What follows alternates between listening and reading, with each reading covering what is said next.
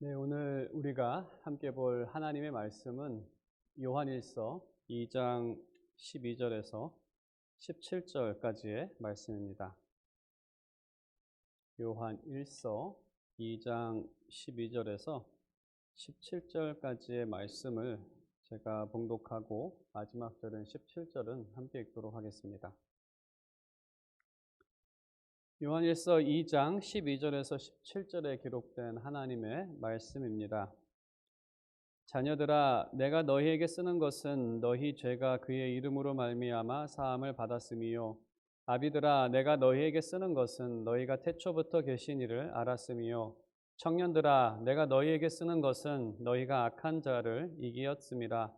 아이들아, 내가 너희에게 쓴 것은 너희가 아버지를 알았음이요. 아비들아, 내가 너희에게 쓴 것은 너희가 태초부터 계신 이를 알았음이요.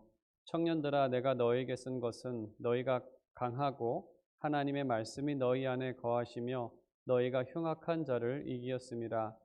이 세상이나 세상에 있는 것들을 사랑하지 말라. 누구든지 세상을 사랑하면 아버지의 사랑이 그 안에 있지 아니하니 이는 세상에 있는 모든 것이 육신의 정욕과 안목의 정욕과 이생의 자랑이니 다 아버지께로부터 온 것이 아니요 세상으로부터 온 것이라. 함께 읽겠습니다. 이 세상도 그 정욕도 지나가되 오직 하나님의 뜻을 행하는 자는 영원히 거하느니라. 아멘. 네, 오늘은 이 본문에 있는 내용을 가지고 새로운 삶의 패턴이라는 제목으로 하나님 말씀 증거하도록 하겠습니다. 제가 대학을 졸업하고 다녔던 회사는 캘리포니아에 있었던 회사인데 복장이 좀 자유로웠습니다. 그래서 여름날이 되면 저 같은 경우에는 반바지를 입고 슬리퍼를 신고 출근하기도 했습니다. 슬리퍼는 너무한다고 해서 사장님이 그래서 그냥 실내화로만 슬리퍼를 신고 운동화를 신고 출근을 했는데 그때 이제 한국에 사시는 부모님께서 가끔 방문하실 때마다 그 모습을 늘 못마땅하게 생각하셨습니다. 한국과 같은 경우 당시만 하더라도 지금도 크게 변한 것 같지는 않은데 그 사무직 회사원은 양복을 입고 출근을 하기 때문에 그렇게 반팔 폴로 셔츠에 반바지를 입고 출근하는 그 모습이 너무나 못마땅하게 생각하셨습니다. 하지만 제가 전도사가 된 후로는 주일마다 설교를 했었고 설교하는 주일마다 정장을 입었습니다. 당연히 직위가 바뀌었기 때문에 그것에 맞는 옷을 입고 다닌 것입니다. 사실 중고등부 설교를 할 때에는 다른 전도사님들이 중고등부 설교인데 굳이 양복을 입고 와야 되느냐라고 했는데 저는 끝까지 고집을 피워서 늘 중고등부 학생들에게 사역을 했을 때에도 정장을 입고 그렇게 사역을 했었습니다. 사람의 복장도 그렇지만 사람은 자신의 신분에 맞는 말과 행동을 합니다. 누구를 만나느냐, 어떤 일을 하느냐, 그것에 따라서 그 삶에 따라서 패턴이 바뀌는 것이 사실입니다. 이 말씀을 드리는 것은 이 본문의 핵심이 바로 우리가 크리스찬이라는 신분으로 살아가고 있는데 그럼 과연 이 신분에 맞는 그러한 삶의 패턴이 무엇이냐 이것에 대해서 오늘 본문이 우리에게 말하고 있습니다. 먼저 말하고 있는 것은 크리스찬이라는 이 신분이 무엇인지 그리고 그 신분에 맞는 삶의 모습이 무엇인지 이것을 오늘 본문이 말하고 있습니다. 그럼 어떻게 우리에게 말하고 있는지 우리가 함께 본문을 살펴보도록 하겠습니다. 본문은 먼저 자녀와 아비와 청년을 번갈아 부르면서 서신을 기록한 목적을 기록하고 있습니다. 교회 안에는 신앙적으로 어린 신앙도 있고 막 시작한 신앙도 있고 또 열심히 하는 청년과 같은 신앙도 있으며 또 아비와 같은 신앙도 있습니다. 아비와 같다는 것은 성숙한 신앙인데 저는 우리 교회 안에서 정말 성숙하다는 것은 아비와 같이 자기의 신앙만을 관리할 뿐만 아니라 다른 사람의 신앙을 양육하고 이끌 수 있는 그러한 이 어른 신앙인이 많아지는 것이 제 바람입니다. 아무튼 교회 안에는 이러한 신앙인들이 다양하게 있습니다. 어린아이와 같은, 청년과 같은, 또 아비와 같은. 서신을 보낸 목적은 그들의 신분을 상기시키기 위해서입니다. 먼저 자녀와 아비, 청년이란 신분의 그 신앙에 담긴 의미를 좀 더 자세히 살펴보겠습니다. 자녀들에 대해서는 예수 그리스도의 이름으로 죄사함을 받았다고 말합니다. 그리스도께서 대신 죄값을 치르셨고 또 크리스찬은 그리스도로 인해 죄사함을 받았으며 또 그들은 15절, 14절에 있는 것처럼 아버지를 아는 아버지를 안다는 것은 그들은 하나님의 거룩한 자녀가 되었기 때문에 이제는 하나님을 아버지로 부를 수 있는 그런 특권이 있다는 것입니다. 아버지라고 부를 수 있는 하나님과의 관계가 아버지와 자녀처럼 가까운 관계가 되었다는 것입니다. 이 두 가지는 죄사함과 이 관계는 그리스도의 사역으로 얻게 된 특권들입니다. 그리고 이것은 그 모든 신앙인들이 죄사함을 받고 하나님과 그러한 관계가 된, 그래서 그리스도를 통한 그러한 특권들 중에서 대표적으로 죄사함과 하나님과의 새로운 관계를 언급하고 있습니다. 우리도 예수 그리스도를 통해 이러한 하나님의 자녀의 특권을 갖고 있습니다. 우리는 거룩하고 흠없는 사람들이며 하나님을 아버지로 대할 수 있는, 그래서 오늘도 우리가 그 하나님 앞에 나아가 기도를 드리고 아버지로 부르며 할 수 있는 그러한 신앙인들, 이것은 모든 신앙인들에게 속한 모습입니다. 그 다음에 두 번째로 청년들에 대해서 생각을 해본다면 13절에 있는 것처럼 청년들은 악한 자를 이겼다라고 되어 있습니다. 여기서 말하는 악한 자는 사탄을 말합니다. 사탄을 너희들이 이겼다. 그리고 14절에 어떻게 이겼느냐라고 한다면 하나님의 말씀이 너희 안에 거하시며 너희가 흉악한 자를 이기었습니다. 하나님의 말씀에 너희가 거해서 사탄으로부터 승리를 얻었다는 것입니다. 이 말씀을 좀 더 이해하기 위해서 창세기에 기록된 말씀을, 유명한 말씀을 소개해 드립니다. 창세기 3장에 보게 되면 사탄이 꾀를 부려서 선악과를 먹으라고 말을 합니다. 아담에게. 하나님께서는 아담에게 선악과를 먹지 말라고 말씀하셨습니다. 하나님의 말씀은 먹지 말라. 사탄의 말은 먹으라. 반대되는 말입니다. 아담은 이 사탄의 말과 하나님의 말씀 중에서 사탄의 말을 따라서 선악과를 먹었습니다. 그리고 그는 영적 패배자가 되었습니다. 영적 패배입니다. 사탄의 말을 들은 게. 하나님의 말씀을 들었다면 반대로 승리자가 됐을 것입니다. 사탄의 말을 패하고 하나님 말씀을 지키는 그러한 문맥에서 지금 말하고 있는 것입니다. 영적 승리는 하나님의 말씀, 그러니까 사탄의 꾀를 거부하고 하나님의 말씀을 믿고 순종하는 것. 본문에서는 이러한 승리를 말하고 있는 것입니다. 크리스찬들은 어떤 사람인가? 크리스찬들은 세상을 더 이상 믿거나 따르지 않는 사람들입니다. 세상의 그 방향으로부터 돌이켜서 주님을 믿고 그의 말씀을 따르기로 결심한 사람들, 이것을 회심이라고 말합니다. 마음이 돌아섰다고 해서 회심이라고 말합니다. 회심이라는 것은 회개, 세상으로부터 돌아서고 믿음, 하나님 주님을 향하는 이 두 가지가 포함이 되어 있습니다. 그래서 회심 자체가 내가 이제는 하나님의 말씀을 믿고 따르겠다라는 그 회심 자체가 사탄을 이기는 승리라는 것입니다. 그리고 주님을 향하는 삶을 지속할 때 그는 승리자로 계속해서 살아가는 것입니다. 청년의 그 믿음이라는 것은 바로 그들이 강하고 견고하기 때문에 하나님의 말씀 안에 거하며 그 흉악한 자를 이기며 사는 그러한 신앙인의 모습. 우리가 세례나 입교를 위해 우리도 신앙 고백을 했습니다. 우리가 신앙 고백을 했을 때 우리는 그리스도를 믿고 그를 따라 살아가기로 결심을 했고, 그 결심을 들은 당회에서 그에게 입교 또는 세례를 허락한 것입니다. 이것은 우리가 사탄의 지배에서 벗어나 주님을 따라 살기로 결심한 고백이고 결심한 것입니다. 우리가 지속적으로 주님의 말씀을 믿고 따름으로 사탄으로부터 승리를 얻으며 살아가게 됩니다. 청년의 신앙은 이 싸움을 포기하지 않고 그리스도를 의지하며 그리스도께서 베푸시는 성령 충만과 지혜로 살아가는 사람들입니다.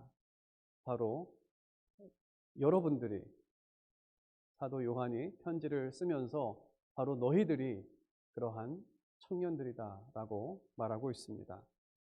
그리고 아비에 대해서는 13절과 또 마지막 15절에 4절에 13절과 14절에 또 기록된 것처럼 13절에 태초에 계신 이, 여기서 태초에 계신 이는 성자 하나님을 말하고 성자 하나님을 알았다고 하고 있습니다. 태초에 주님으로 말미암아 세상 모든 피조물이 창조되었습니다. 그리고 14절에 태초로부터 계신 이는 성부 하나님, 그들이 이 하나님에 대한 하나님을 안다는 것은 조금 더 깊은 하나님과의 관계 가운데에서 지식이 깊어지는 것을 의미합니다. 그래서 아비라는 것은 자녀와 청년들을 하나님의 말씀으로 양육하고 승리를 위해 지혜를 베풀 수 있는 사람을 의미합니다. 너희도 이렇게 살면 하나님께서 함께 하시기에 너희도 승리할 수 있는 삶을 살 것이다. 이게 성숙한 또 아비의 신앙입니다. 하나님에 대한 지식은 인간이 스스로 가질 수 있는 것은 아닙니다. 아무리 연구하고 그래도 하나님을 알 수는 없습니다. J.I. 패커의 하나님을 아는 지식을 보게 되면 그 서론에서 이렇게 시작을 합니다. 우리가 지식을 습득한다는 것, 예를 들어서 탁자에 대해서 내가 저 탁자가 무엇인지 알고 싶으면 두들겨 보기도 하고, 사람들이 어떻게 사용하는 것도 보면서 관찰을 통해서 그 탁자에 대한 지식을 얻을 수 있다고 말합니다. 그 다음에 식물에 대해서 알고 싶으면 1년 동안 식물이 자라는 모습과 꽃을 피는 시기와 과학자라고 한다면 현미경으로 들어보면서 그러한 관찰을 통해서 지식을 알 수 있습니다. 동물도 조금 더 복잡하지만 그러한 지식을 얻을 수 있습니다. 하지만 사람에 대해서 안다는 것, 누구를 안다는 것, 사람의 마음을 알 수 없습니다. 사람은 상대방이 마음을 열지 않으면 내가 아무리 노력을 해도 그 사람에 대해서 알 수 있는 것이 없습니다. 그 사람이 마음을 열어서 얘기를 해주고 대화를 하고 자신의 생각을 말해야 상대방을 알 수 있는 거지, 그 사람이 마음을 닫고 있을 때는 우리가 그 사람을 알 수가 없다는 겁니다. 하물며 하나님을 아는 지식이 인간이 관찰한다고 해서 얻을 수 있겠습니까? 이 세상 어떠한 피조물보다도 비교할 수 없을 만큼 복잡하시고 그 생각이 너무나 깊으시고, 우리는 심지어 우리 자녀들 마음도 헤아리지 못할 때가 많은데 어떻게 교만하게 내가 하나님에 대해서 안다라고 얘기할 수 있겠습니까? 하나님을 안다는 것은 오직 하나님께서 자신을 보이시고 나타내실 때만 가능한 그러한 지식입니다. 그들이 하나님을 안다는 것은 하나님께서 자신을 그들에게 알리셨다라는 것이 전제되어 있고, 또 그들이 어린 신앙부터 청년 신앙에 걸쳐서 하나님과 늘 동행하면서 하나님에 대한 지식이 깊어졌기 때문에 그렇게 하나님을 안다라고 말하고 있는 것입니다.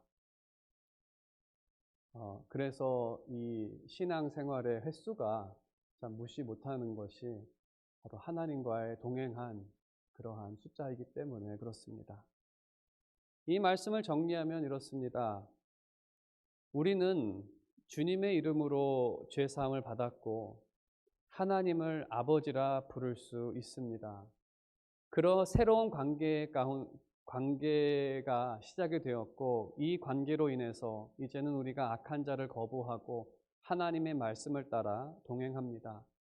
그리고 주님 주시는 은혜와 그 지혜로 말씀에 순종하여서 지속적으로 승리하고 지속적으로 하나님을 알아가는 그러한 그 삶 가운데 있습니다. 이것이 새로운 삶이고 이것이 새로운 삶의 패턴이기도 합니다.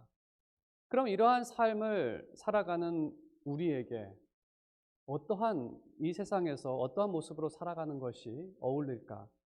두 번째는 하나님과 동행하는 삶을 살기에 어울리지 않는 이러한 세상적인 패턴을 버리라고 우리에게 말하는데 구체적으로 15절에 있는 기록된 것은 이 세상이나 세상에 있는 것들을 사랑하지 말라.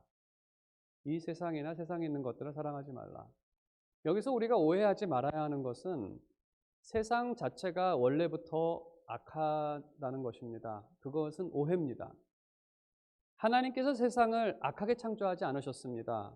하나님께서 만드신 세상, 하나님께서는 세상을 만드시고 그것을 좋다고 평가하셨습니다.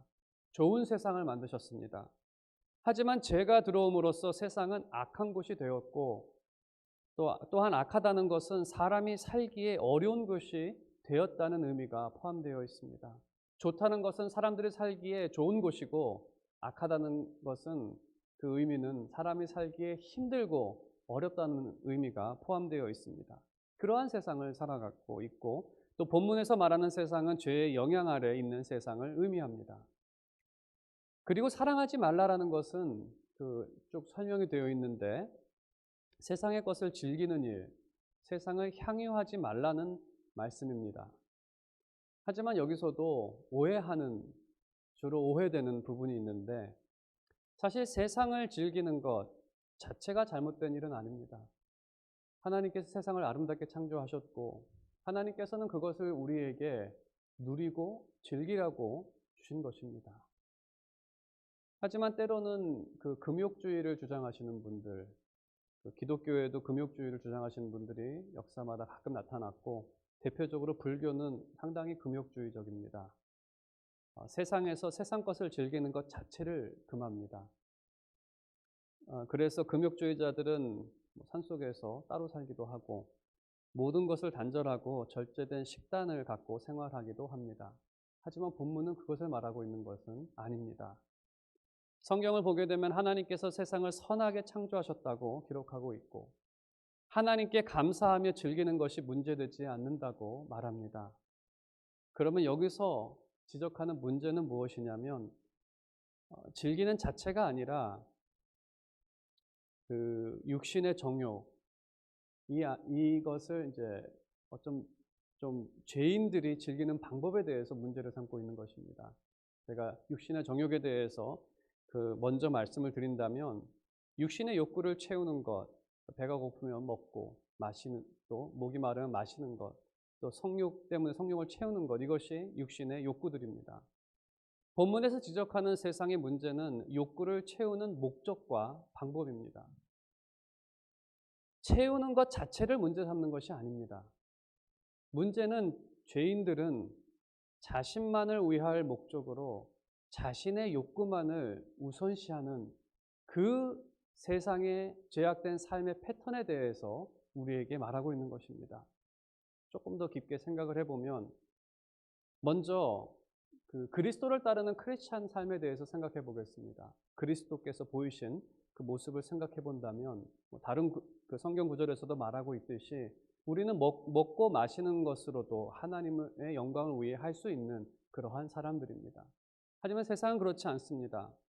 그리스도의 삶을 다시 한번 생각해 본다면 만일 그리스도께서 자신만을 위했다면 이 땅에 오시거나 십자가를 지지 않으셨을 것입니다. 그리스도께서는 자신의 모든 삶을 하나님의 영광과 우리를 위해 사용하셨습니다. 그래서 크리스찬들이 자신만을 위하지 않고 이웃을 생각하는 것은 합당한 모습이고 자신의 욕구나 필요보다 이웃의 필요를 먼저 살피고 채우는 것이 합당한 크리스찬의 삶, 새로운 삶의 패턴이라는 것입니다.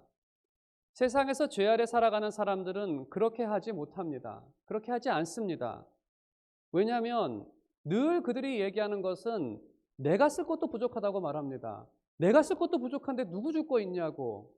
근데 그들의 삶의 모습을 보게 되면 그들은 집을 두 채나 갖고 있어도 부족하다고 얘기를 합니다. 부동산을 더 사야 되고 뭔가를 더 해야 되는, 집 없는 사람들도 많은데, 세상의 사람들, 자기만을 위해, 자기 목적을 위해 살아가는 사람들, 본인이 평생 먹을 것을 다 모으고 이제는 일하지 않아도 평생 먹고 살 수 있어도 나누지 못하고 더 모아야 하는 것이 세상의 모습. 즐기는 것을 문제 삼는 것이 아니라 어떠한 목적과 자기만을 위해 하는 그것에 대해서 말하고 있는 것입니다. 그래서 이러한 방법으로 육신의 정욕을 채우다 보니 안목의 정욕도 자연적으로 발생합니다. 안목의 정욕이라는 것은 타인을 보면서 늘 탐심과 욕심이 발생합니다. 본인이 갖고 있는 것도 충분한데 자기보다 더 많은 것을 갖고 있는 사람을 보면 그것에 대해서 탐심을 갖고 욕심이 발생하는, 그래서 이것이 채워지지 않기 때문에, 자신의 이 정욕이 늘 목마름이 있기 때문에 이게 채워지지 않기 때문에 크고 작은 범죄들을 저지르기도 합니다. 뭐 세금을 속여서 내보기도 하고, 이게 솔직한 방법은 아니지만 조금만 법을 해가지고 그 재산 몇 푼 더 모아보려고 하는. 전에도 한번 말씀을 드렸듯이 한국의 70년도에 좀도둑이 많았다고 합니다. 뭐 생계형 도둑들이 60, 70년도에 많았다고 합니다. 그때 어떤 사람이 이러한 얘기를 했다고 합니다. 한국의 모든 사람들이 다 먹을 것이 있으면 도둑은 사라질 것이다라고 생각한 사람들이 있었습니다. 그래서 지금 2021년을 맞이해서 대부분의 사람들은 먹을 걱정 없이 살아가는데 그만큼 도둑이 줄어들었습니까? 사기를 치는 사람들이 줄어들었습니까? 우리가 맨날 듣는 소식은 뭐 보이스피싱이니 뭐니 하면서 돈을 뜯는 사람들에 대한 뉴스만 듣지 그만큼 사라지지가 않았습니다. 왜냐하면 채워지지 않기 때문에, 탐심이 생기기 때문에, 더 가져야 되기 때문에 하는. 그리고 안목의 정욕과 아울러서 이생의 자랑이 나타납니다. 자신만을 높이는 모습, 구체적으로 있는 것을 자랑하고 없는 사람들을 무시하는 그러한 사회적 모습들, 뭐 이러한 모습들이 세상에서 나타난다는 것입니다. 이것이 이제 죄 아래 살아가는 그러한 사람들의 모습입니다. 우리 크리스천들은 이러한 세상의 모습이 어울리지 않다는 겁니다. 이러한 패턴으로 살아가는 것은 우리 크리스천들에게 어울리지 않는 삶의 모습이라고 말하고 있습니다. 우리가 앞부분에서 살펴봤던 그 내용들을 여러분께 상기시킨다면 우리는 그리스도의 보혈로 죄사함을 얻었고 하나님의 자녀가 된 특권을 갖고 있는 사람들입니다. 하나님께서 우리를 자기 자신보다 더 귀하게 여기셨습니다. 그렇기 때문에 우리가 우리 삶에 뭐를 더한다 하여도 우리 위치가 더 올라가지 않습니다. 우리는 이미 하나님의 자녀가 된 사람들이기 때문에 이 세상에 무엇을 더 추구한다 한들 그것이 우리의 무언가를 더 높이는 것이 되지 않습니다. 우리는 이미 주 안에서 모든 것을 얻은 사람들이고 더 나아가서 하나님께서 자녀들에게 필요한 모든 것을 주시는 분이기 때문에 자신의 풍성하심에 따라 하나님과 동행하는 삶은 완전한 삶이고 무엇을 추구할 필요가 없는 삶이며, 이러한 의미에서 크리스천들은 참된 부자들입니다. 전에 어느 TV에서 부자를 이렇게 정의하는 내용을 들은 적이 있습니다. 부자란 무엇인가? 부자는 자신이 원하는 것을 가지고 누리며 살아가는 사람이 부자다. 그래서 때로는 뭐 한 300만 불 정도 있으면 자신이 원하는 것을 다 가지고 누리며 살아갈 수 있기 때문에 뭐 그런 사람들을 우리가 부자라고 생각을 할지도 모릅니다. 하지만 우리의 새로운 삶의 패턴 가운데 바뀐 것은 우리의 원함이 바뀌었다는 겁니다. 우리가 원하는 것은 그리스도를 따라 사는 삶, 그것을 통해 나타나는 하나님의 영광, 그것을 통해 나누어지는 사랑, 그것을 통해서 그들을 통해 올려지는 하나님의 아버지의 영광, 뭐 이러한 것들입니다. 크리스찬들은 이미 그것을 받았습니다. 그리스도를 우리에게 선물로 주셨습니다. 그리고 우리가 그 삶을 누리며 살아갈 수 있기 때문에 우리는 주 안에서 부자가 된 사람들입니다. 그래서 세상의 모습이 아니라 하나님 자녀답게 신분에 맞는 삶을 살아갈 수 있는 것입니다. 17절의 마지막으로 우리에게 이러한 지혜의 말씀을 줍니다. 이 세상도 그 정욕도 지나가되 오직 하나님의 뜻을 행하는 자는 영원히 거하느니라. 마지막으로 영원한 삶과 사라지는 세상을 보면서 지혜를 우리는 얻어야 합니다. 지혜로운 사람은 사라질 것에 투자하지 않습니다. 벌써 10년이 넘은 이야기인데, 그때만 하더라도 이 주유소 체인 중에 가장 큰 주유소 체인이 알코라는 회사가 아주 대대적으로 모든 주유소를, 그러니까 본사 소유의 모든 주유소를 다 내놨습니다. 개인 소유로 바꾸려고. 근데 그때에도 그 주유소를 사는 사람들이 좀 머뭇거렸습니다. 왜냐하면 기름이라는 것은 한계가 있고 주유소는 사라질 거기 때문에 그것을 투자하는 사람들이 그렇게 선뜻 나서지를 않았습니다. 지금도 주유소에 잘 투자하려고 생각하지는 않습니다. 그거를 길게 생각하고 투자하는 사람들은 거의 없습니다. 왜냐하면 사라질 것이다라고 생각하기 때문입니다. 하물며 우리가 알고 있는 그 진리 중에 하나는 이 세상이 지나간다는 것입니다. 사라지고 있다는 것입니다. 저물고 있다는 것입니다.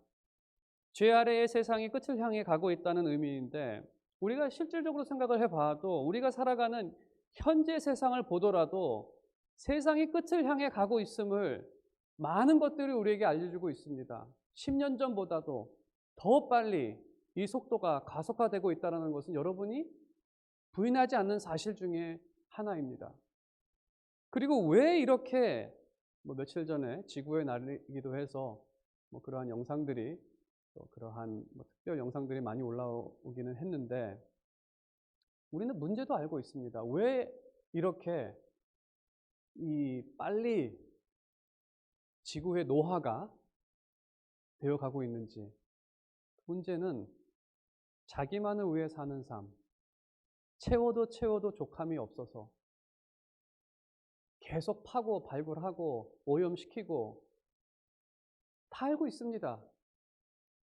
자연재해와 인간이 만들어내는 재해가 세상을 부패시켜서 그 수명을 단축시키고 있다는 것은 너무나 잘 아는 그러한 사실입니다. 성경은 이것을 죄라고 부릅니다. 이 욕심을 채우지 못해서, 이 육신의 정욕을 채우지 못해서 계속 무언가를 새로운 것을 부를 늘려야 하기 때문에 자기만을 사랑하고 자기만을 위해서 앞으로 세상의 자원은 점점 더 없어질 것입니다. 최근에 들었던 뉴스 중에 하나는 테네시에 있는 애쉬빌의 인구가 증가했다라는 그러한 뉴스를 본 적이 있습니다. 이게 특이한 점은 플로리다의 어떠한 도시가 인구가 증가했을 때에는 은퇴자들이 거기로 몰려와서 증가했다라고 생각을 하게 됩니다. 근데 애쉬빌이라는 도시는 따뜻하지도 않고 이 산 밑에 있는 그러한 도시입니다. 그리고 주로 이주한 사람들은 젊은 가정들입니다. 그런 젊은 사람들이 왜 애쉬빌이라는 그러한 도시로 몰릴까? 그 이유 중에 하나는 자연재해와 인재입니다. 범죄가 적고 자연재해가 드문 그곳. 그래서 해변가를 버리고 이 산 밑으로 가는 그러한 사람들이 점점 늘어나고 있다는 겁니다. 특히 최근에 남부에 계속해서 허리케인이 북상하고 플로리다 계속해서 이제 맞아대니까 결국에는 이렇게 옮겨가는 이 모습이 우리에게 보여주는 것은 세상 사람들은 점점 더 좋은 지역을 점령하기 위해 더 노력할 것입니다. 남은 것이라도 선점하기 위해, 남은 것이라도 자신의 정욕을 채우기 위해, 사용하기 위해 숱한 노력을 할 것입니다. 그리고 그만큼 세상의 죄는 점점 더 흉악한 모습으로 나타날 것입니다.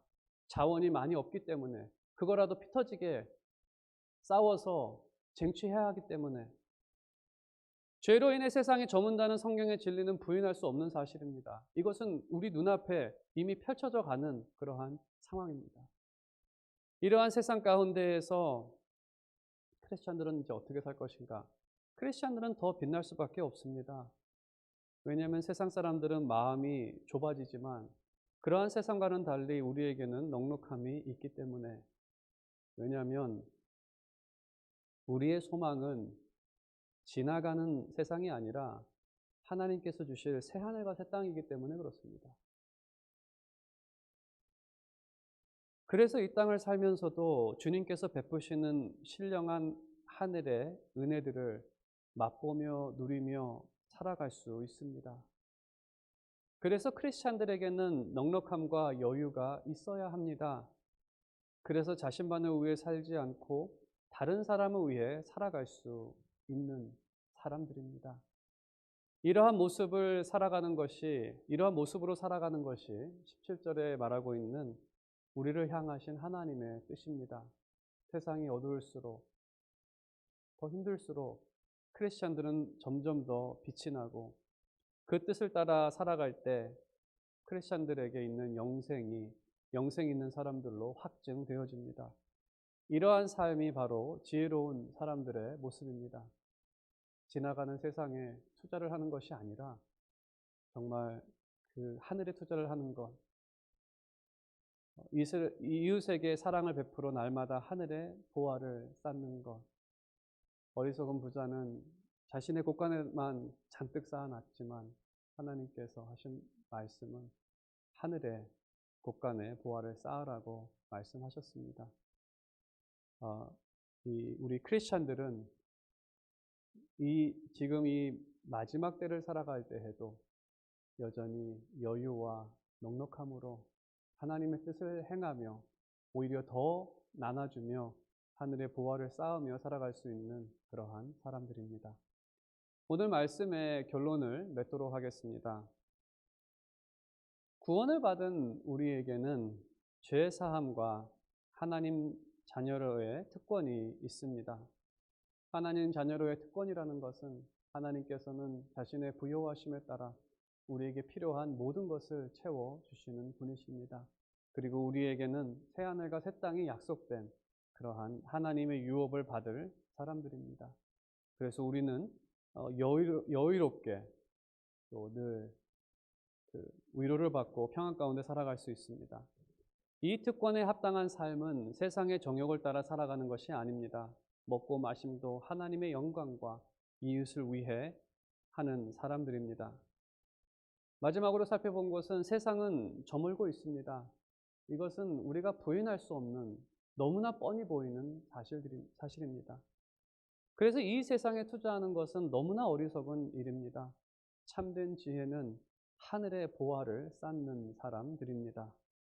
진정으로 제가 바라는 것은 여러분의 삶과 여러분의 가정이 하나님께서 기뻐하시는 지혜로운 모습으로 나타나 진정으로 하나님께 영광을 돌리며 그 안에서 늘 즐거워하는 여러분의 삶이 되시기를 주님의 이름으로 축원드립니다.